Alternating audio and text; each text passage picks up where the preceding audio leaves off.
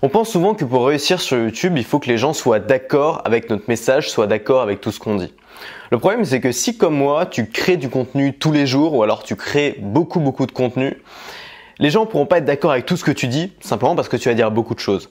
Il y a une sorte de loi de la physique qui s'applique aussi à moi, j'en suis pas exempté, qui est que plus tu parles, plus tu as de chances de dire des conneries.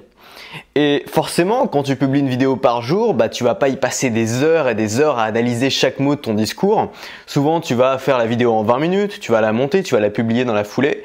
Et derrière, tu as peut-être 500, 1000, 2000, 3000, voire plus de gens qui vont regarder ta vidéo, qui vont l'analyser et qui vont pas forcément être d'accord avec tout ce que tu vas dire. Moi, ça m'arrive assez souvent de regretter un petit truc que j'ai dit dans une vidéo. Non pas que je suis pas d'accord avec ce que j'ai dit, mais simplement dans la façon dont je l'ai dit, dans la façon dont j'ai expliqué, dans l'exemple que j'ai donné, je comprends que ça ait pu froisser certaines personnes ou que c'était un petit peu maladroit tout simplement parfois. Et donc je me suis dit voilà, si c'était à refaire, je ferais un petit peu différemment.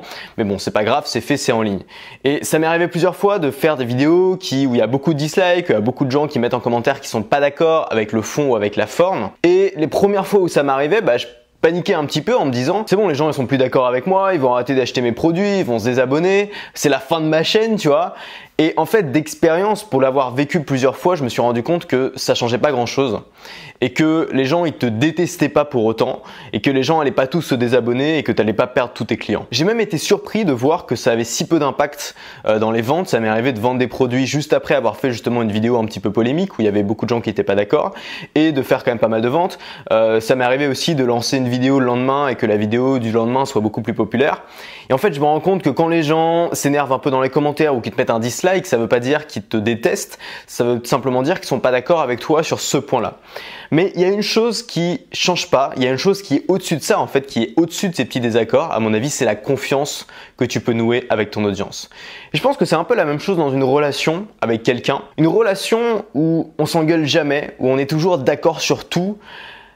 On se fait chier un petit peu quand même. C'est pas une relation saine à mon avis. Je pense qu'une relation saine, c'est une relation où on n'est pas d'accord sur tout, on se le dit, on est franc, parfois on s'énerve un petit peu, parfois on s'engueule un petit peu, mais malgré tout on se fait confiance. Malgré tout on sait qu'on peut compter l'un sur l'autre et c'est ça qui est important. Et je pense que dans la relation que tu veux nouer avec ton audience, le plus important c'est pas d'être d'accord sur tout. Le plus important, c'est de nouer cette relation de confiance qui finalement est au-dessus des petits désaccords du quotidien. La confiance, c'est que les gens vont savoir que malgré tout ces petits désaccords, sur le fond, vous êtes d'accord.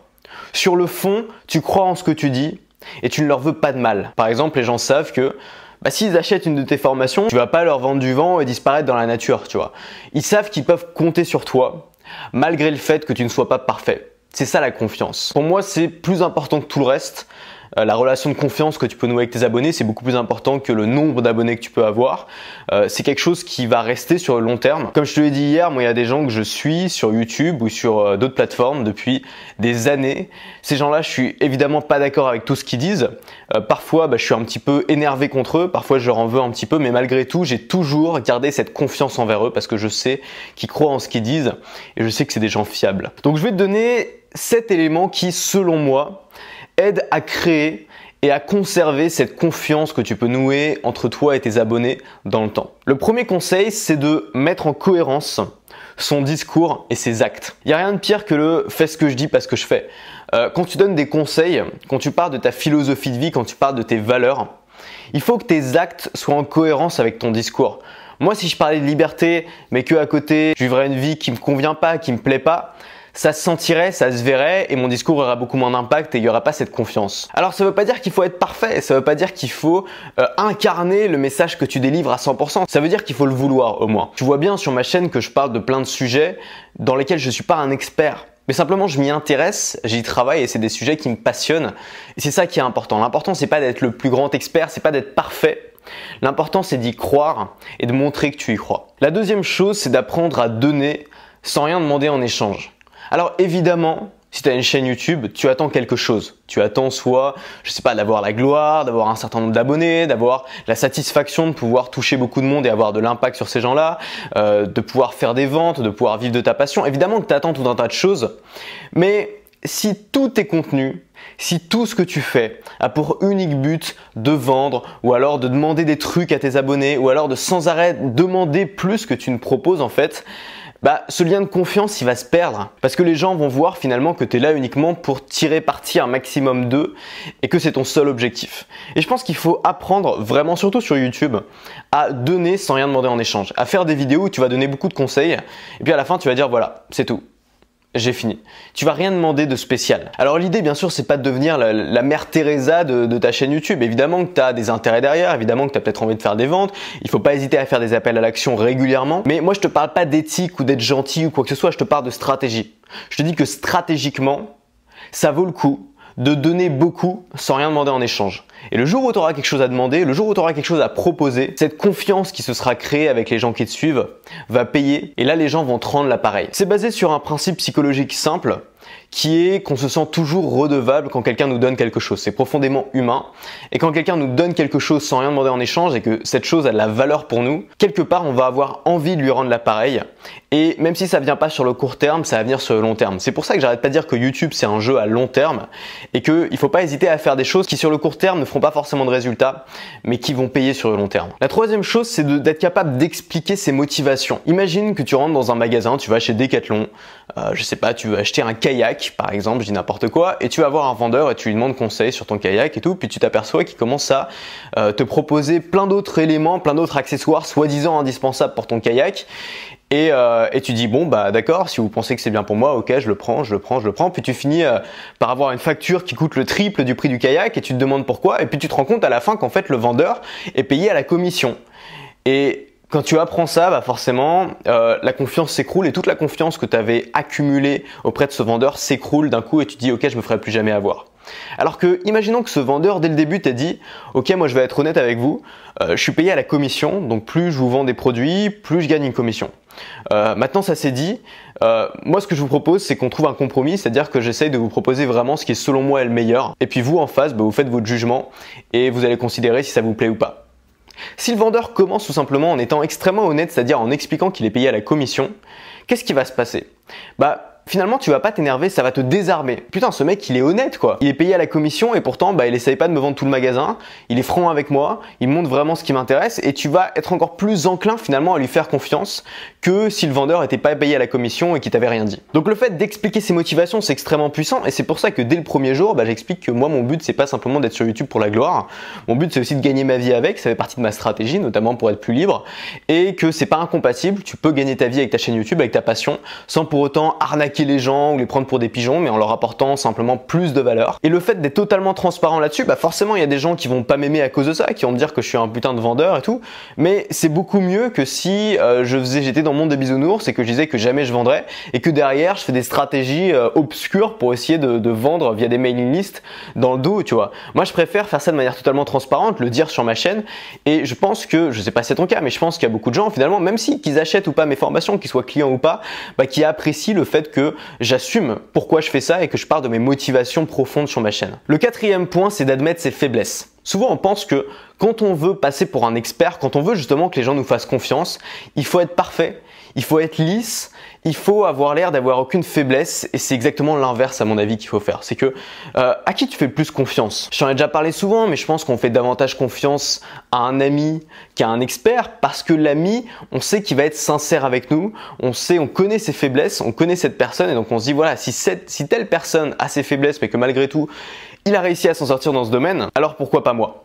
Alors qu'au contraire, s'il y a un expert ou un vendeur ou une grosse marque qui va nous faire de la publicité, qui va promotionner un produit, on va toujours chercher le piège. On va se dire ça a l'air trop parfait, c'est trop beau pour être vrai en fait. C'est le principe du c'est trop beau pour être vrai. Et si tu commences par assumer tes faiblesses, non seulement tu vas te sentir beaucoup mieux, c'est-à-dire que tu n'auras plus rien à cacher, mais en plus les gens vont simplement te faire confiance parce qu'ils n'auront plus rien à détecter en fait. Les faiblesses, tu les auras déjà données toi-même. Les gens, ils cherchent à creuser, ils cherchent à fouiller quand c'est trop parfait, quand c'est trop lisse. Si toi-même finalement tu parles de tes faiblesses, t'assumes tes erreurs, tes défauts, tes échecs devant la caméra, devant les gens, devant ton audience, finalement les gens ils auront plus rien à trouver. Ils auront plus rien à trouver contre toi. Tu leur auras donné ça sur un plateau. Donc mieux vaut à mon avis anticiper ça et être honnête avec les gens qui nous suivent et admettre ses faiblesses, ses erreurs pour finalement créer ce lien de confiance avec les gens, exactement encore une fois comme un lien d'amitié ou un lien de proximité entre deux personnes. Le cinquième conseil que je peux donner, c'est de montrer les coulisses. Si tu fais de la vidéo sur YouTube ou si tu fais, je sais pas, des photos sur Instagram, peut-être que c'est beaucoup de travail et que le but c'est d'avoir une œuvre entre guillemets qui soit bien faite, bien finie, qui soit propre. Et du coup tu vas couper les coulisses, le bêtisier, les moments où justement on n'est pas pro. Si tu veux faire un truc pro, tu vas couper les moments où on n'est pas pro. Et c'est pas forcément une mauvaise chose. Je suis pas en train de dire qu'il faut montrer tous les moments où tu galères dans tes vidéos, mais simplement c'est bien de les montrer quelque part. C'est bien de montrer que tout n'est pas parfait. Par exemple, si tu es sur Instagram, il y a une fonction qui est géniale maintenant sur Instagram, c'est qu'il y a les stories comme sur Snapchat, et donc ça te permet de jouer sur deux tableaux en même temps. Par exemple, si tu fais des très belles photos, je sais pas, d'art ou de mode, finalement on sait bien que derrière il y a du travail. C'est pas comme ça une photo juste prise sur le vif à un moment de hasard. On sait bien, même les selfies aujourd'hui, c'est des trucs un petit peu étudiés, t'en fais 2-3 avant de le poster quand même, tu vois.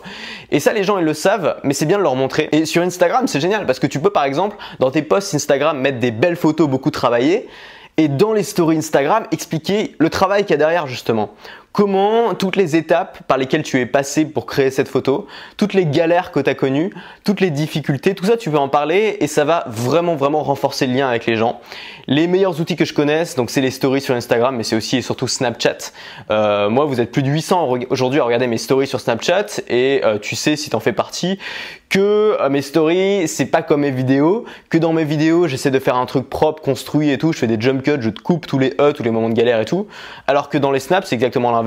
Je me lâche, je suis beaucoup plus moi-même, je suis beaucoup plus détendu. C'est juste montrer les coulisses et je pense véritablement que ça aide à renforcer la confiance que tu es en train de créer avec ton audience. Le 6e point, c'est rester humble. Alors tu vas dire, ok, Antoine, c'est pas le mec le plus humble que je connaisse, pourquoi il donne ce conseil? Je vais te dire juste la définition du mot humble pour moi. Pour la plupart des gens, être humble, ça veut dire se dévaloriser. Ça veut dire faire de la fausse modestie. Ça veut dire quand tu passes à la télé, qu'on te demande pourquoi tu as réussi, dire oh là là, j'ai eu beaucoup de chance, oh puis c'est beaucoup de travail aussi, alors qu'en fait on sait très bien que t'as peut-être du talent, t'as peut-être un génie quelque part, t'as peut-être une certaine compétence dans un domaine que t'as utilisé, t'as peut-être un bon réseau. Et je pense que c'est pas être prétentieux que de le dire. Assumer ses forces et ses faiblesses, avoir conscience de soi, c'est pas être prétentieux, au contraire c'est aider les gens. Je veux dire, moi j'aime que les gens que je suis, qui m'inspirent, me disent clairement pourquoi ils sont bons et quelle a été la recette de leur succès, et pas qu'ils fassent de la fausse modestie en me disant qu'ils ont eu beaucoup de chance, que c'est grâce à leur famille qui est formidable, ou que c'est juste beaucoup de travail. Je veux dire, il y a quand même autre chose et ça tu le sais. Et donc pour moi être humble, c'est pas ça. Pour moi être humble, c'est simplement ne pas mépriser les gens qui n'ont pas atteint ton niveau. C'est tout simple, mais tu sais, dans ce milieu-là, que ce soit YouTube ou alors le web marketing, c'est pareil. Il y a des sortes de barrières à l'entrée pour rencontrer souvent les gens qui sont au top de ce niveau. Dans le web marketing, c'est souvent un chiffre d'affaires. Les mecs qui créent des cercles, tu vois, où tu peux pas rentrer dedans si t'as pas un certain chiffre d'affaires. Je connais plusieurs personnes qui vont te juger à ton chiffre d'affaires, mais pas te juger sur la qualité de ton travail, mais te juger moralement. Ça veut dire que si tu gagnes pas assez d'argent, t'es une merde et tu mérites pas d'être leur pote, tu vois. Ça, à mon avis, c'est un peu pareil sur YouTube. Je pense qu'il y a des YouTubeurs qui ont beaucoup d'abonnés qui vont juger que si toi t'as pas beaucoup d'abonnés, finalement t'es pas dans le même milieu et vous serez jamais potes, tu vois. Et je trouve ça tellement dommage parce que on oublie trop souvent d'où on vient, comment on a commencé. On commence souvent en partant de zéro, on commence souvent en étant débutant. Et moi par exemple, j'ai beaucoup de gens qui me suivent, qui laissent des commentaires et parfois je vais voir leur chaîne et parfois je vois qu'ils sont débutants, qui galèrent un petit peu, que c'est pas parfait, que c'est encore maladroit. Et j'ai pas le droit de les mépriser ou de me foutre de leur gueule pour ça. Parce que simplement, je me souviens de mes premières vidéos, de comment c'était. Je me souviens qu'en fait, j'étais exactement comme eux au début. J'étais exactement comme eux au début.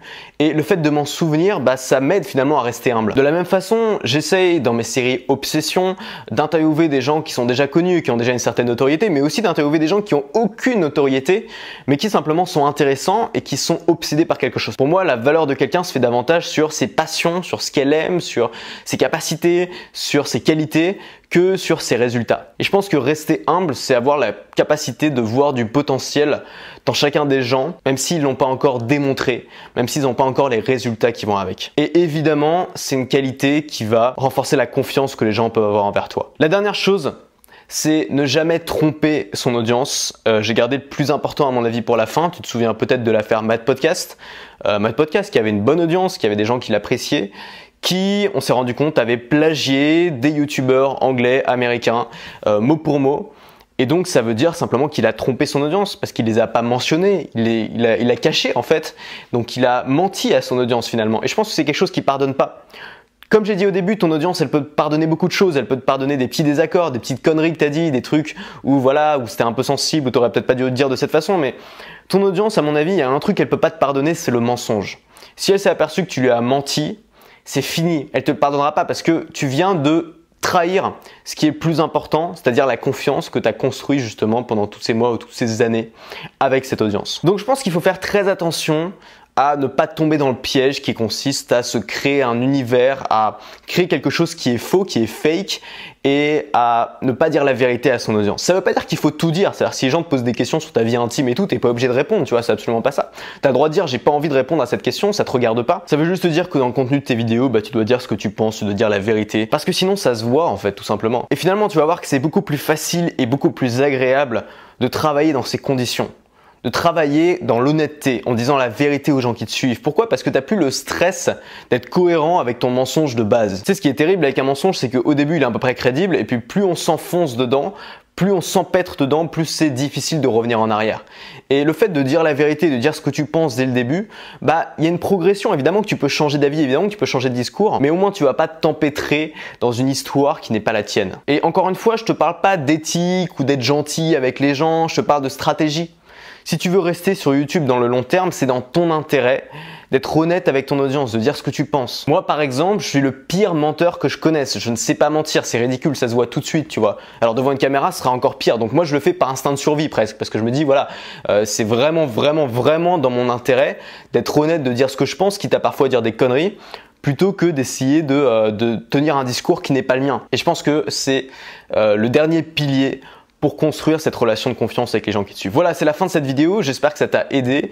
Que tu crées du contenu, que ce soit sur YouTube ou sur n'importe quelle plateforme, je pense que, encore une fois, la confiance, c'est le principal capital que tu peux développer entre toi et ton audience. C'est plus important que tout le reste. C'est ça aussi qui va t'aider à impliquer ton audience, à pouvoir vendre, à pouvoir en vivre, à pouvoir aussi te démarquer de toute la concurrence, comme on l'a vu hier, et surtout de créer une relation qui est une relation d'humain à humain, et pas une relation de marque à consommateur. Sur ces belles paroles, je te laisse. Il est 11 h du matin, il commence à faire extrêmement chaud aujourd'hui, il va faire 36, c'est pour ça que j'ai fait cette vidéo le matin. Moi, je vais souffrir dans mon coin. À demain et surtout, reste libre. Est-ce qu'on trouve tout gratuitement sur internet? C'est une question qu'on me pose assez souvent. Si tu le sais pas, moi je vis de ma chaîne YouTube en vendant des formations dans les thématiques que j'aborde. Et parfois on me demande à quoi ça sert de vendre des formations alors que de toute façon on trouve tout gratuitement sur internet sans aucun problème.